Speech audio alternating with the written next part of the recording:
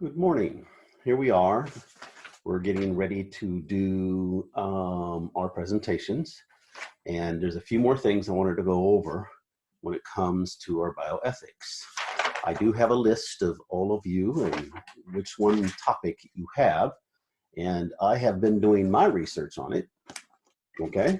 So I need to have you to start doing your research. But before you do that, I want you to start looking at certain things. First thing you need to do is look at the science. Okay. If you go to our presentation for the notes, the next slide number 5, deals with science versus, and then it has a blank line. The ideal being is science is something that is neutral.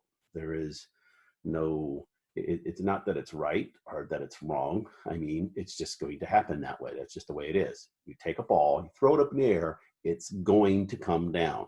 There is nothing anyone can do about that on the planet Earth that will not make that happen. Gravity is gravity, science is science. So first thing I want you to do is look at your topic and go look at the science, okay? Find out what it is, what its purpose is, okay? And once you've found that out, okay, now you can start looking at it from the point of view of the questions that I have here on this slide, okay?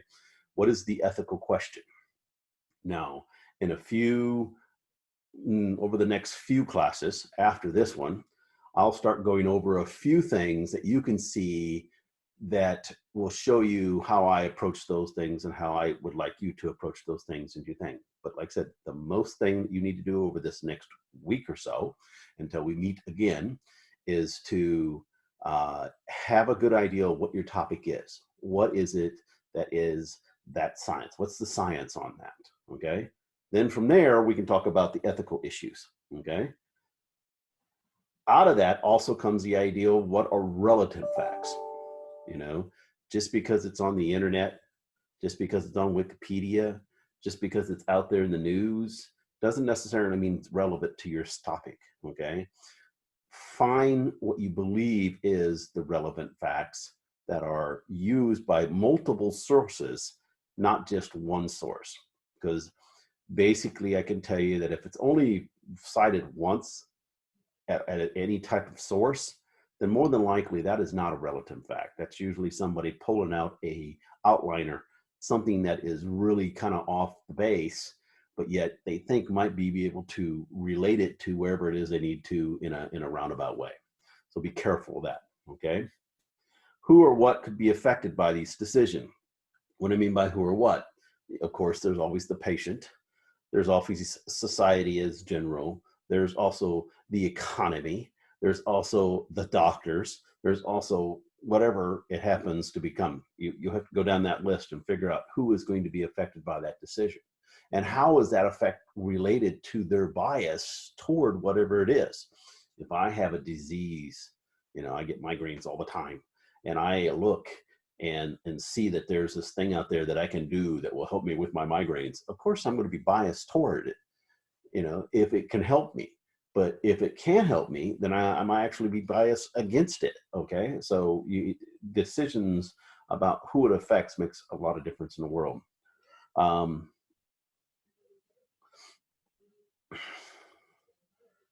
The next few become a little bit more difficult to figure out, okay? I put in my thing, respect for persons. Well, respect for persons means lots of different things to lots of different people, okay? Is it respect for the person's religious views? Is it respect for the person's ability to feel better? Is it respect for the person's to have an economic benefit? Is it respect? Just because you have one doesn't mean that you don't have the other. You know, I may have a respect for your financial ability, but from a religious point of view, I may not respect that decision. So those are things that you're going to have to look at also. Where is it minimizing harm? Where is it maximizing harm? Those things have to do with the idea of what the respect is doing, okay? Because respect, like I said, is in several different ways. You know, do I respect your opinion on something? and yet come back and say something totally different, which means I voice that I respect your opinion, but in reality, I don't. Okay. So those are things that you're going to have to look at when you start looking at your sources. The benefits. Okay. One of the one words that just gets onto me more than anything else is this ideal of fairness. Really? What's fair? Well, again, that's a gift of the behavior, a gift of the person. Is that something that is actually promised? Is that something that is actually out there? You know, I don't really look at the idea of what is fair because it's always in the eye of the beholder. Okay. So don't really look at what is fair. Look at what is just, what is right. Okay. Look at what a reasonable person would do, but don't look at the idea of whether or not that's fair. Okay. You know, I have 3 people on this side who have a certain disease. I got 1,000 people over here that have a bunch of diseases. Okay. I take and put all my money and research to help these 1,000 people, and I ignore the 3 people over here. That's fundamentally unfair. However, okay, that doesn't necessarily mean that I should do that. You know, what if I decide I want to help these 3 people over here because one of those 3 people is related to me? I'm married to one, or whatever it may be. Okay, so these are the 3 people I'm going to help, and then I'm going to ignore these 1,000 over here. Well, they over here on this other side are going to complain about the idea. Oh, okay. They on the other side over here are going to be very, very happy. So fairness is really something that is really kind of a problem. Okay. So instead, look at the other words that I put underneath there. Is it authentic? Do I have an authentic reason to do what I'm doing? Am I showing some type of responsibility and stewardship? Do I have the integrity to defend my position? Those are what's really important. Okay. So that leads us to the basic bioethic principles. Okay. Probably at the top of this is the ideal that bioethics has to be a sense of autonomy. We all need to have that feeling that what we're thinking, what we're doing is a genuine feeling. We may disagree. We may not be, you know, on the same sheet all the time. We may not even approach things in the same way, but we need to be given an opportunity to be able to say that. But that being said, if we agree or disagree, we need to make sure that we show the dignity of what we're doing for the person that we may agree in or disagree with. Okay. That dignity makes a huge difference.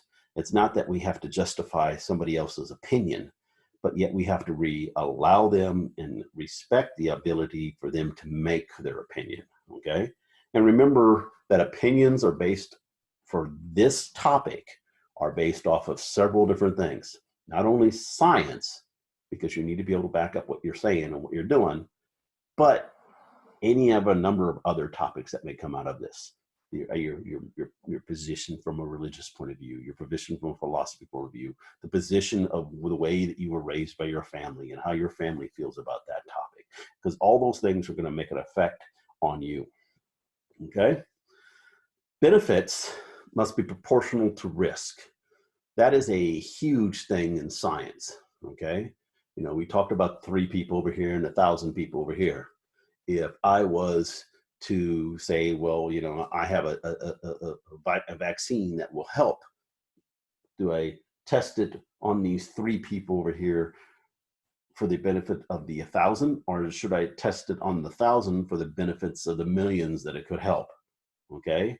So potential harm versus potential good. And the only person who can weigh that is the person who's in charge of whatever study that is. And then they must be able to defend that. So in this case, since you're doing the research, that's going to be you. Okay. Justice. The even distribution of benefits and risk throughout a society. Not necessarily fairness, but justice. Okay.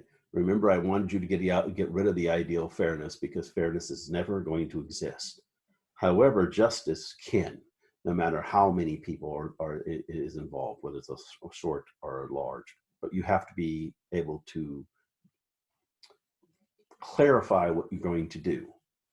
Justice means that you have to be able to support and stand up in front of the people that disagree with you and respectfully disagree with them, but then try as much as you possibly can to state your position in such a way that they will not take it to the point where it becomes a personal argument. Because the moment it becomes a personal argument between two people or two societies or two groups of societies, then justice is going to go away. And the only thing that comes out of there is that, well, ew, this is unfair, this is not right, da, da, da, da. But justice will always prevail no matter the numbers, okay? Malfeasance is the ideal that comes out of medicine, and it comes out of the Hippocratic Oath. And the ideal is that no matter what you do, that your first group is to do no harm to anyone else, okay? If an experiment causes harm, then it must be stopped. If a vaccine causes harm, then it must be stopped. If a procedure causes harm, it must be stopped, okay? But then you have to rate what is harm. You know, is it pain and agony that you have to go through for a short period of time to get a benefit after that? Then that is something that you have to adjust. You'll have to be able to defend that, okay? So the first things that I want you to do based off of this is go look at the notes, look at this video, which you've already done. Now go and start looking at your topic, okay? Get the science. Once you have the science, then we can start talking about all these other issues that we've just started to go over, okay? So I'm thinking that probably 2, maybe 3 classes down the line, we're going to get it together and have a little Zoom. And during that time, I may ask a few of you to start looking at these questions and be able to share those with the group. So be prepared for that.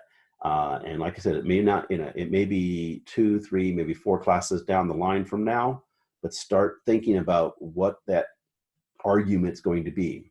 It needs to be short, okay? We're going to be looking at only a few minutes, all right?